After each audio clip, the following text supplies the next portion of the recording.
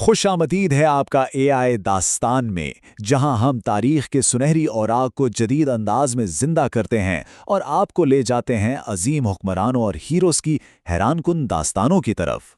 آج کی کہانی ایک ایسے ہی حکمران کی ہے، ایک ایسا بادشاہ جس نے اپنی وراثت کھو دی، در در کی ٹھوکریں کھائیں، لیکن پھر ہمت نہیں ہاری۔ اس نے تاریخ کا دھارا ہی موڑ دیا اور ہندوستان میں ایک ایسی سلطنت کی بنیاد رکھی جو 300 سال سے بھی زیادہ قائم رہی۔ جی، یہ داستان ہے ظہیر الدین محمد بابر کی۔ تو چلیے اس کہانی کو وہیں سے شروع کرتے ہیں جہاں سے یہ سب شروع ہوا۔ بابر کی پیدائش وسطی ایشیا کے ایک چھوٹے سے علاقے میں ہوئی، لیکن ان کی رگوں میں وہ خون دوڑ رہا تھا جو سلطنتیں بنانے اور تباہ کرنے کے لیے جانا جاتا تھا۔ جی ہاں، ان کی رگوں میں تاریخ کے 2 سب سے بڑے فاتحین کا خون دوڑ رہا تھا، والد کی طرف سے امیر تیمور اور والدہ کی طرف سے چنگیز خان۔ یہ صرف ایک خاندانی شجرہ نہیں تھا، بلکہ ایک ایسی وراثت تھی جو انہیں ہر حال میں ایک سلطنت قائم کرنے کا خواب دیکھنے پر مجبور کرتی تھی۔ وہ 1483 میں وادی فرغانہ میں پیدا ہوئے، جو آج کا ازبکستان ہے، لیکن قسمت نے انہیں زیادہ مہلت نہیں دی۔ صرف 12 سال کی عمر میں جب ان کے والد کا ایک حادثے میں انتقال ہوا تو فرغانہ کی چھوٹی سی ریاست کا تاج ان کے سر پر رکھ دیا گیا۔ ذرا سوچیں، ایک ایسا بوجھ جو کسی بچے کے لیے اٹھانا تقریباً ناممکن تھا۔ بچپن میں ملی یہ بادشاہت کوئی پھولوں کی سیج ثابت نہیں ہوئی۔ بابر کی زندگی کا اگلا باب مسلسل جدوجہد، شکستوں اور جلا وطنی سے بھرا ہوا تھا۔ ان کے اپنے ہی رشتہ دار اور ازبک سردار شیبانی خان جیسے طاقتور دشمنوں نے انہیں چین سے بیٹھنے نہیں دیا۔ انہوں نے بار بار سمرقند فتح کرنے کی کوشش کی، جو ان کے پرخوں تیمور کا عظیم دارالحکومت تھا، مگر ہر بار ناکامی ہی ان کا مقدر بنی۔ آخر کار انہیں اپنا آبائی وطن فرغانہ بھی چھوڑنا پڑا اور وہ ایک بے وطن شہزادے کی طرح در بدر بھٹکتے رہے۔ لیکن بابر ہمت ہارنے والوں میں سے نہیں تھے۔ سالوں کی ٹھوکروں کے بعد 1504 میں انہوں نے کابل پر قبضہ کر لیا۔ یہ ان کی زندگی کا ایک فیصلہ کن موڑ تھا۔ کابل نے انہیں ایک نئی بنیاد فراہم کی، ایک ایسی جگہ جہاں سے وہ اپنی قسمت دوبارہ لکھ سکتے تھے، اور یہیں سے ان کی نظریں ایک سنہری سرزمین کی طرف اٹھیں، ہندوستان۔ اس وقت ہندوستان پر سلطان ابراہیم لودھی کی حکومت تھی، لیکن اس کے کئی امیر اس سے ناخوش تھے۔ پنجاب کے گورنر دولت خان لودھی نے بابر کو ہندوستان پر حملہ کرنے کی دعوت دی، اور بس یہیں سے تاریخ کے ایک نئے باب کا آغاز ہو گیا۔ جب پانی پت کے میدان میں دونوں فوجیں آمنے سامنے آئیں تو طاقت کا توازن ناقابل یقین حد تک لودھی کے حق میں تھا۔ کہاں لودھی کی 1 لاکھ سے زیادہ کی فوج اور جنگی ہاتھی، اور کہاں بابر کے صرف 12,000 سپاہی۔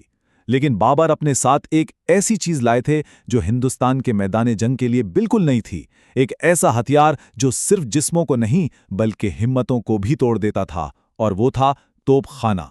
اپریل 1526 کا وہ دن ہندوستان کی تقدیر بدلنے والا تھا۔ ایک چھوٹی سی فوج ایک بہت بڑی سلطنت سے ٹکرانے والی تھی، اور اس جنگ کا نتیجہ برے صغیر کی تاریخ ہمیشہ کے لیے بدل دینے والا تھا۔ پانی پت کی جنگ صرف ایک فتح نہیں تھی، بلکہ یہ ایک نئے دور کا آغاز تھا۔ بابر نے اس جنگ کو اپنی ذہانت اور جدید ٹیکنالوجی سے جیتا تھا۔ بابر کی فتح کی سب سے بڑی وجہ ان کا توپ خانہ تھا۔ توپوں کی خوفناک گن گرج نے لودھی کے جنگی ہاتھیوں کو ایسا بدحواس کیا کہ وہ پلٹ کر اپنی ہی فوج کو کچلنے لگے۔ اس تباہی کے ساتھ ساتھ بابر کی جدید جنگی حکمت عملی، جو تیموری اور ازبک طریقوں کا نچوڑ تھی، لودھی کی پرانی طرز کی فوج پر قہر بن کر ٹوٹی۔ پانی پت کی فتح نے بابر کو دلی اور آگرہ کا مالک تو بنا دیا، اور مغلیہ سلطنت کی بنیاد بھی رکھ دی گئی، لیکن ہندوستان کو فتح کرنا ایک جنگ سے کہیں زیادہ مشکل کام تھا۔ ان کا اصل امتحان تو ابھی باقی تھا۔ اگلے ہی سال انہیں میواڑ کے عظیم راجپوت حکمران رانا سانگا کی متحدہ فوج کا سامنا کرنا پڑا، اور پھر افغان سرداروں کو شکست دے کر انہوں نے شمالی ہندوستان پر اپنی گرفت مضبوط کی۔ بابر صرف ایک جنگجو نہیں تھے، ان کی شخصیت کے کئی پہلو تھے جو انہیں تاریخ کے دوسرے فاتحین سے بالکل الگ کرتے ہیں۔ وہ جتنے ماہر تلوار کے تھے، اتنے ہی ماہر قلم کے بھی تھے۔ اس میں کوئی شک نہیں کہ بابر ایک سخت اور فیصلہ کن جنگجو تھے۔ سلطنتیں تلوار کے زور پر ہی قائم ہوتی ہیں، اور انہوں نے اپنی پوری زندگی میدان جنگ میں گزاری، فتوحات حاصل کیں، اور ایک سلطنت کی بنیاد رکھنے کے لیے وہ سب کچھ کیا جو ضروری تھا۔ لیکن اسی جنگجو نے جب قلم اٹھایا تو ایک ایسی کتاب لکھی جو آج بھی تاریخ اور ادب کا شاہکار ہے، بابر نامہ، ان کی اپنی سوانح عمری، جسے انہوں نے اپنی مادری زبان چغتائی ترکی میں لکھا۔ یہ کوئی شاہی قصیدہ نہیں، بلکہ ایک ایسی تحریر ہے جس میں انہوں نے اپنی کامیابیوں کے ساتھ ساتھ اپنی ناکامیوں اور کمزوریوں کو بھی حیران کن ایمانداری سے بیان کیا ہے۔ بابر نامہ سے پتہ چلتا ہے کہ انہیں فطرت، باغات، شاعری اور مصوری سے کتنا گہرا لگاؤ تھا۔ مشہور ادیب ملک راج آنند نے اس کتاب کے بارے میں کہا تھا کہ یہ دنیا کی دلکش ترین کتابوں میں سے ایک ہے۔ یہ کتاب ہمیں ایک ایسے بادشاہ کی روح میں جھانکنے کا موقع دیتی ہے جو تلوار چلانے کے ساتھ ساتھ خوبصورتی کو سراہنا بھی جانتا تھا۔ بابر نے ہندوستان پر صرف 4 سال حکومت کی، لیکن ان کی میراث صدیوں پر محیط ہے۔ ان کی زندگی کا آخری حصہ بھی ان کی شخصیت کے ایک اور گہرے پہلو کو ظاہر کرتا ہے۔ جب ان کے بڑے بیٹے اور ولی عہد ہمایوں شدید بیمار ہوئے اور تمام علاج ناکام ہو گئے تو کہا جاتا ہے کہ بابر نے اپنے بیٹے کے بستر کے گرد چکر لگا کر دعا کی کہ اللہ ہمایوں کی بیماری انہیں دے دے اور ان کی جان بخش دے۔ تاریخ بتاتی ہے کہ اس کے بعد ہمایوں صحت یاب ہونے لگے اور بابر کی صحت گرنے لگی۔ 26 دسمبر 1530 کو بابر آگرہ میں انتقال کر گئے۔ انہوں نے وصیت کی تھی کہ انہیں کابل میں دفنایا جائے، وہ شہر جو ان کے دل میں بستا تھا۔ تقریباً 10 سال بعد ان کی وصیت پوری کی گئی اور ان کی باقیات کو کابل کے ایک خوبصورت باغ میں دفن کیا گیا جو آج باغ بابر کے نام سے مشہور ہے۔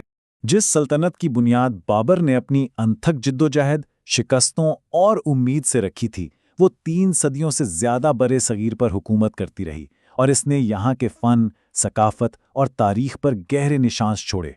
بابر کی کہانی ہمیں بتاتی ہے کہ ناکامیاں اور جلاوطنی بھی ایک عظیم داستان کا حصہ ہو سکتی ہیں۔